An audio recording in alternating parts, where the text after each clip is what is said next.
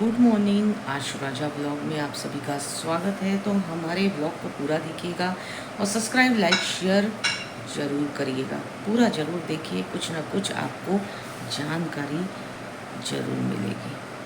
अधूरी जानकारी पूरी चाहिए तो आपको ये ब्लॉग। तो सुबह की पूजा मेरी हो चुकी है, तो अभी मैं पाठ पढ़ रही थी। माता जी की पूजा करने के बाद मैं भैरव उपासना ज़रूर करती हूँ, तो आप सब भी ज़रूर करिए, क्योंकि कलयुग है। भैरव उपासना करने से मतलब आपके ऊपर जो भी बाधा है वो तो दूर होती ही है, अकाल मृत्यु से भी भैरवनाथ रक्षा करते हैं। तो ओम भैरवाय नमः, ओम नमः भैरवाय नमः। तो ओम भैरव शिव जी के अवतार, हर दुखिया का करो बेड़ा पार। ओम भैरव शक्ति के दाता, तुम ही सदा करो सहायता। ओम भैरव महाकाय महामाया, तेरा भेद आज तक किसी ने न पाया। ओम शक्ति पुत्र भैरव मान, हमारा भी और हम सबका भी कर दो कल्याण। मेरा नाश्ता हो चुका है। कल प्रसाद बना था, पूड़ी हलवा और चना सैलेड, ये सब का माता जी को भोग लगा था। तो कल की पूड़ी बची थी, तो प्रसाद था, तो मैंने अभी चाय के साथ उसका नाश्ता कर लिया है। तो अभी हमारे यहाँ जितेंद्र क्या बना रहा है? जितेंद्र नाश्ते में गोभी सब्जी बना रहा है, तो गोभी फ्लावर की सब्जी। और यहाँ ये मखाना हो रहा है, ये रोटी बन रही है, क्योंकि सुबह हमारे यहाँ कोई पराठा नहीं खाता है। और बच्चे क्या है कि उनको कुछ ना कुछ चटर पटर चाहिए रहता है। तो जितेंद्र बहुत अच्छा खाना बनाता है। ये देखिए मखाना, मखाने में बहुत अच्छा कैल्शियम होता है, मतलब परिपूर्ण कैल्शियम चाहिए अगर आपको बॉडी में, तो मखाना रोज़ थोड़ा मखाना खाइए। तो मखाना खाइए कैल्शियम के लिए। या कैल्शियम के लिए जो चूना होता है, जो पान में लगता है चूना, उसको चीनी के दाने जितना छाछ में डाल के अगर आप पिए तो आपके हड्डियों के लिए बहुत अच्छा है। गोंद, क्योंकि बारिश का समय आ गया है, तो जिनको हड्डी की प्रॉब्लम होती है उनको गोंद के लड्डू या गोंद कतीरा होता है, उसको दूध में डाल के या किसी शरबत में डाल के ज़रूर पीना चाहिए। और गोंद तो इतनी फ़ायदेमंद होती है कि हड्डियों के लिए वो एक तरह की जड़ी बूटी ही है, समझ लीजिए। तो ब्लॉग को पूरा देखिएगा। बारिश का मौसम हो या ठंडी का मौसम हो, सबका गला बहुत बैठ जाता है। अगर गला बैठ जाए और आवाज़ नहीं निकल रही है, तो आप वीक में 2 बार पान ज़रूर खाइए। पान खाने से गला खुलता है और बहुत सारे फ़ायदे हैं पान खाने के।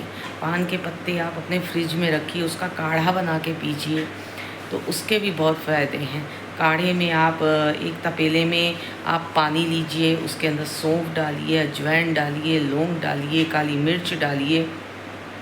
हाँ, काली मिर्च भी गला खोलती है, तो काली मिर्च ज़रूर डालिए। दालचीनी डालिए, पान के पत्ते डालिए, और थोड़ा सा आप उसमें चाय पत्ती डालिए और आदू डाल दीजिए, थोड़ा सा गुड़, और इसको खूब बॉयल होने दीजिए। जब 1 कप जितना रह जाए तो उसके अंदर 1 चम्मच घी डालकर छान कर पी लीजिए।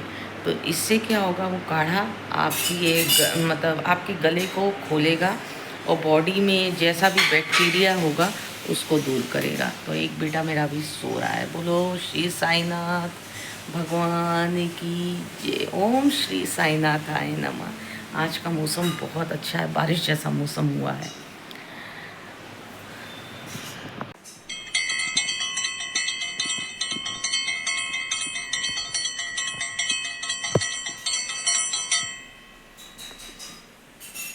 जिनके ऊपर काल सर्प दोष होता है, कुंडली में होता है ना, काल सर्प दोष की पूजा कराते हैं जिन बच्चों के होता है।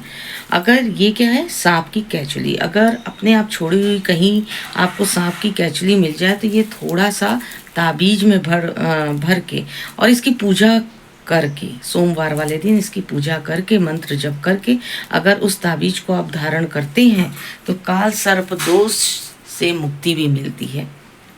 काल सर्प दोष जिनको होता है, उनको स्वप्न में सांप बहुत दिखाई देते हैं।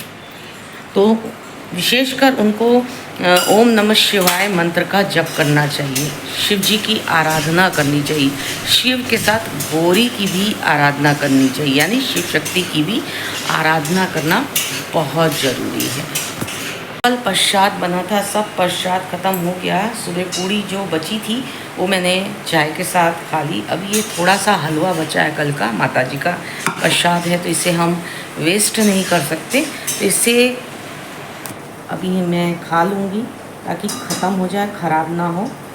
और आज शनिवार है तो शनिदेव की पूजा करनी चाहिए। शनिदेव को अगर प्रसन्न करना है तो उससे पहले हनुमान जी की पूजा करनी चाहिए, आराधना करनी चाहिए। हनुमान जी प्रसन्न हो जाते हैं आपसे तो शनिदेव भी आपसे प्रसन्न हो जाते हैं। और शनिवार वाले दिन चींटियों को, मकोड़ों को ज़रूर आटा चीनी डालें, संध्या के समय डालें, जैसे आपका टाइम मिले, जैसे आपको टाइम सूटेबल हो। और अपनी नज़र जरूर उतारें। बहुत लोग होते हैं कि जिनको बहुत नज़र लगती है, उनको शनिवार वाले दिन अपनी नज़र ज़रूर उतारनी चाहिए। और कहीं हनुमान मंदिर है जहाँ झाड़ा लगता है, पंडित जी झाड़ा लगाते हैं, तो वहाँ जाके अपने ऊपर से झाड़ा करवाना चाहिए, अपने ऊपर झाड़ा करवाइए, जिससे जो बुरी बला है, बुरी नज़र है, बाधा है, वो दूर हो जाती है। हनुमान जी के मंदिर में ही पंडित जी लगाते हैं। तो झाड़ा करवाइए और सरसों के तेल का दान दीजिए। कैसे देना है, एक कटोरी में सरसों का तेल लेना है, उसमें 1 या 2 रुपए का सिक्का डालना है, फिर अपना चेहरा देख के, जितने परिवार के लोग हैं उसमें चेहरा देख लें, फिर उस तेल को दान कर दें। एक और उपाय है, जैसे कि बहुत बाधा लड़ रही है आपको, तो कच्चा सूत होता है या रक्षा सूत्र होता है, अपना पूरा नाप लीजिए, जैसे पैर से लेके सर तक वो रक्षा सूत्र को पकड़ के नाप लीजिए। फिर उसको लेके आप उसकी बाती बना के सरसों के तेल में 2 लौंग डाल के उसको अपने कुल के देवी देवता के सामने जलाइए, हनुमान इष्ट देव के सामने प्रज्वलित करिए। तो इससे भी जो बाधा लड़ रही होती है, जैसी भी बाधा हो, चाहे कोई सी काम में हो, चाहे आपके विघ्न बाधा हो, चाहे नज़र बाधा हो, वो दूर हो जाती है। यहाँ जितेंद्र नाश्ता बना रहा है, ये मखाना, ये रोटी, ये सब्जी बन रही है।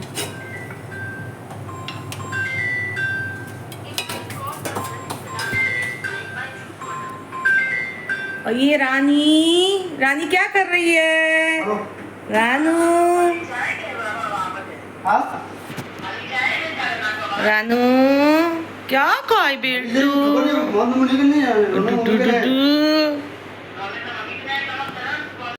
आज अहमदाबाद में पूरा फुल बारिश का मौसम बना हुआ है और छुटपुट छुटपुट बारिश हो रही है, तो चारों तरफ प्रकृति देखिए हरी भरी हो गई है। और सावन का महीना स्टार्ट हो गया है और सावन का महीना लगते ही लोग सोमवार का फास्ट रखते हैं, शिव गौरी को हरी वस्तुएं अर्पित करते हैं, श्रृंगार की वस्तुएं अर्पित करते हैं हरे रंग की।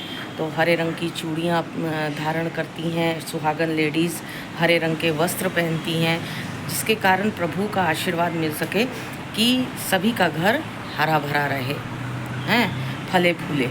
तो जिस प्रकार प्रकृति आप चारों तरफ देख रहे हैं, हरियाली ही हरियाली दिखती है, इसी तरह आपके घर में भी हरियाली ही हरियाली रहे और बच्चे फले फूले और खुशियाँ हमेशा बनी रहे।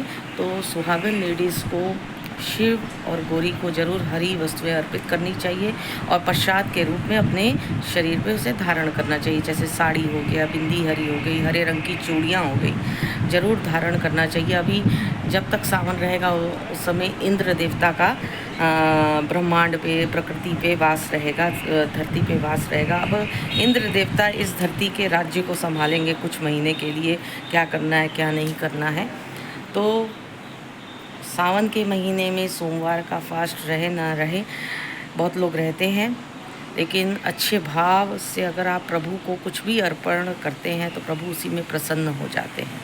हमको तो यही पता है कि अच्छे भाव से आप जो भी प्रभु को एक तिनका भी आप अर्पण करते हैं ना, तो भगवान उसमें संतुष्ट हो जाते हैं। भगवान इंसान के भावों को पढ़ते हैं, भावों को परखते हैं। तो सावन की बहुत बहुत शुभकामनाएं आपको। साईं राम। अगर आपका ग्रह बिगड़े हुए हैं, चाहे कोई भी ग्रह हो, तो सावन का महीना स्टार्ट है। सोमवार का व्रत करिए, भगवान शिव की आराधना करिए। भगवान शिव के आगे कोई भी ग्रह नहीं टिकते, मतलब उनकी आराधना करने से ग्रह पीड़ा शांत हो जाती है। तो भगवान जो भोलेनाथ हैं, हमारे भगवान शिव हैं, वो एक लोटे जल से ही प्रसन्न हो जाते हैं। तो आज शनिवार है, तो जो भी भगवान शिव की पूजा करता है, आराधना करता है, उन्हें जल में काले तिल और गुड़ डाल के ले जाना चाहिए, अर्पित करना चाहिए, रुद्राभिषेक करवाना चाहिए सावन के महीने में। तो सावन का महीना में जो भी पूजा पाठ आप करते हैं वो फलता फूलता है। उसका फल कब मिलेगा ये कोई नहीं जानता, लेकिन जब आपका बुरा समय आता है तो उस समय यही पूजा पाठ काम आती है। तो ये छोटा सा व्लॉग आपके लिए मैंने बनाया था। अगर हमारा व्लॉग आपको पसंद आए तो ज़्यादा से ज़्यादा शेयर करिए और सब्सक्राइब करना मत भूलिएगा। ओम साईं राम।